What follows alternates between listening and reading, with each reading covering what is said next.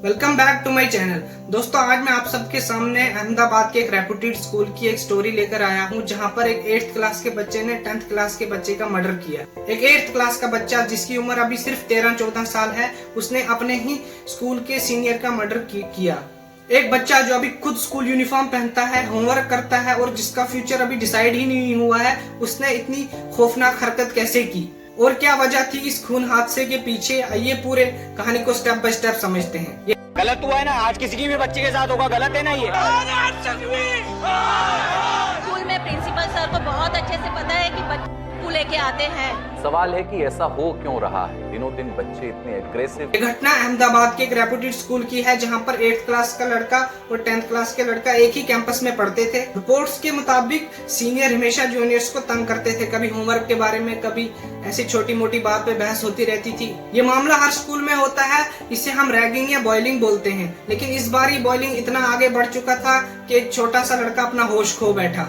आई witness के हिसाब से दोनों के बीच अनबन चल रहा था और कुछ दिन पहले एक इंसिडेंट हुआ था जिसमें सीनियर्स ने जूनियर्स को जलील किया था सबके सामने। तब जूनियर्स ने कुछ नहीं बोला था, वो चुपचाप रहे, लेकिन अंदर ही अंदर उन्होंने बदला लेने की ठान ली। हादसे के उस दिन स्कूल के बाद जब जूनियर और सीनियर इकट्ठे मिले, जूनियर का नाम था मोहम्मद मूसुफ और सीनियर का नाम था नयन संथानी। ये दोनों जब मिले आपस में, नयन संथानी ने उसे कुछ फिर से बोला जो मोहम्मद मूसुफ को अच्छा नहीं लगा। रिपोर्ट्स के मुताबिक मोहम्मद मूसुफ पहले से ही चाकू लेकर आया हुआ था। जैसे ही लड़ाई शुरू हुई, मोहम्मद मूसुफ ने अपने बैग से चाकू निकाला और नयान के पेट में मार दिया। नयान नीचे गिर गया और सारे वहाँ पर शॉक हो गए।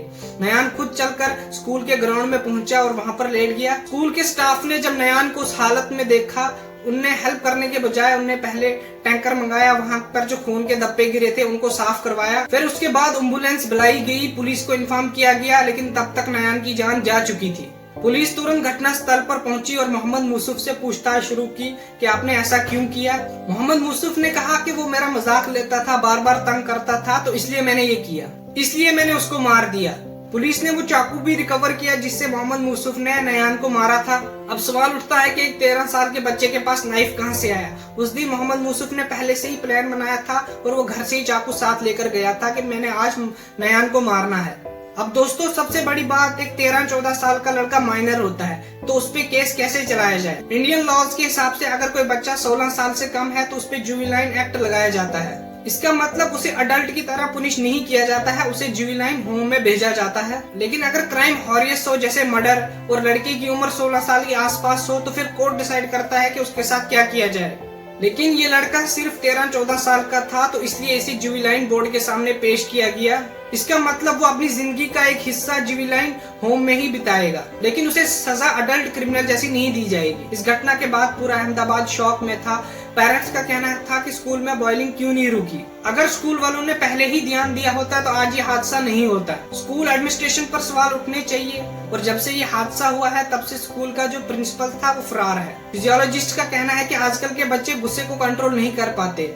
Mobile games, social media, violent content उनके जहन पर असर डाल रहा है। यहाँ जब घर में या स्कूल में उनकी बात कोई सुनने वाला नहीं होता है तो फिर एक्सट्रीम स्टेप उठा लेते हैं। दोस्तों, ये कहानी एक वार्निंग है हम सब के लिए। एक छोटा सा गुस्सा, एक छोटी सी इंसल्ट पूरी जिंदगी खराब कर सकता है। एक बच्चा अपनी जिंदगी बर्बाद कर बैठा और दूसरों के घर भी जला दिए।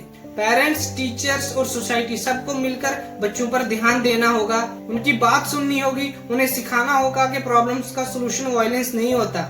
और अगर आप बॉयलिंग या रैगिंग का शिकार कभी हो रहे हो तो चुपचाप ना रहें। पेरेंट्स से, टीचर से या किसी ऐसे इंसान से जिस पे आपको ट्रस्ट होगा, उनसे बातें शेयर करो। ये वीडियो आप सब के लिए थी कि अपने बच्चों के साथ टाइम बिताएं, उन्हें अपना टाइम दें, उनसे अपनी बातें शेयर करें और उन्हें एक ऐसे फील्ड में रखें जहां उनकी लाइफ बने। दोस्तों, अगर ये वीडियो पसंद आई हो, लाइक, शेयर, सब्सक्राइब जरूर करना। मिलते हैं एक नई वीडियो में, तब तक के लिए खुदा हाफिज।